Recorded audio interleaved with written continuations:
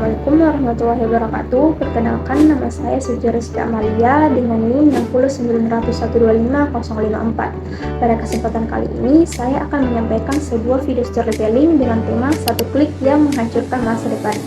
Waspada pinjaman online ilegal. Melalui video ini, saya akan mengajak kita semua untuk memahami bahaya pinjaman online ilegal, dampaknya terhadap kehidupan masyarakat, khususnya bagi para mahasiswa, serta langkah-langkah yang akan dilakukan agar terhindar dari praktik tersebut. Baik, langsung saja kita mulai. Halo teman-teman, saya ingin mengajak kalian membayangkan sebuah situasi.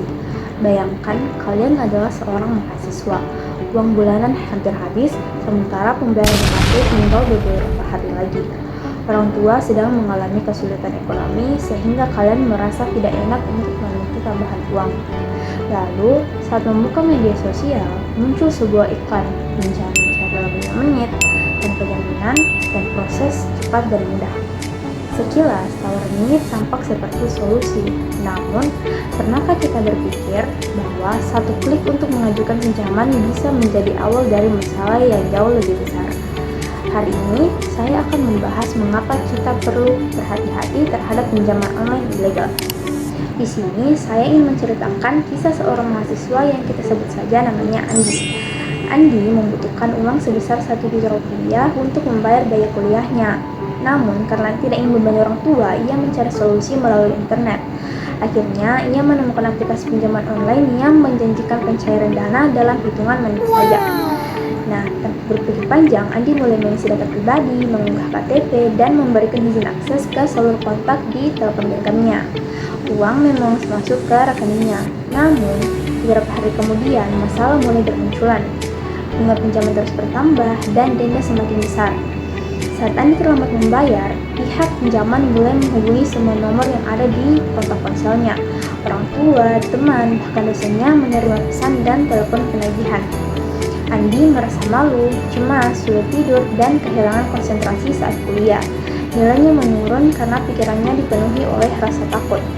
Nah, meskipun nama Andi hanya ilustrasi, kisah seperti ini benar-benar dialami oleh banyak korban pinjaman online ilegal di Indonesia. Lalu, apa sih sebenarnya pinjaman online ilegal? Nah, pinjaman online ilegal adalah suatu layanan pinjaman yang beroperasi tanpa izin dari Otoritas Jasa Keuangan atau OJK. Karena tidak berada di bawah pengawasan, mereka sering menerapkan bunga yang sangat tinggi, denda yang tidak transparan, penyalahgunaan data pribadi, bahkan melakukan penagihan dengan cara mengintimidasi.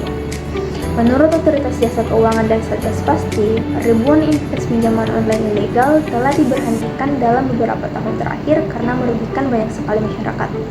Beberapa ciri pinjaman online ilegal antara lain: yang pertama, menawarkan proses yang terlalu mudah; yang kedua, meminta akses seluruh kontak yang ada di ponsel; yang ketiga, tidak mencantumkan bunga secara jelas; dan yang terakhir, melakukan penagihan disertai ancaman atau intimidasi. Sebagai mahasiswa, kita sering menjadi sasaran karena dianggap membutuhkan dana cepat. Padahal, keputusan yang terlalu terburu-buru justru dapat menyebabkan masalah keuangan yang lebih besar. Selain merugikan finansial, korban juga dapat mengalami stres, kecemasan, rasa malu, bahkan hubungan dengan keluarga dan teman menjadi terganggu akibat penyalahgunaan data pribadi. Bagaimana cara menghindarinya? Yang pertama yaitu selalu pastikan bahwa penyedia pinjaman telah terdaftar dan diawasi langsung oleh Otoritas Jasa Keuangan.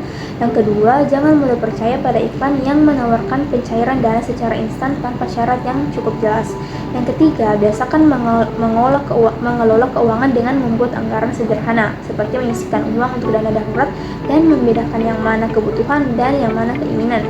Jika sedang mengalami kesulitan ekonomi, jangan ragu berdiskusi dengan keluarga atau mencari alternatif lain seperti beasiswa, pekerjaan paruh waktu, atau bantuan dari kampus. Solusi yang aman memang membutuhkan waktu yang cukup lama, tetapi jauh lebih baik daripada menghadapi risiko pinjaman ilegal.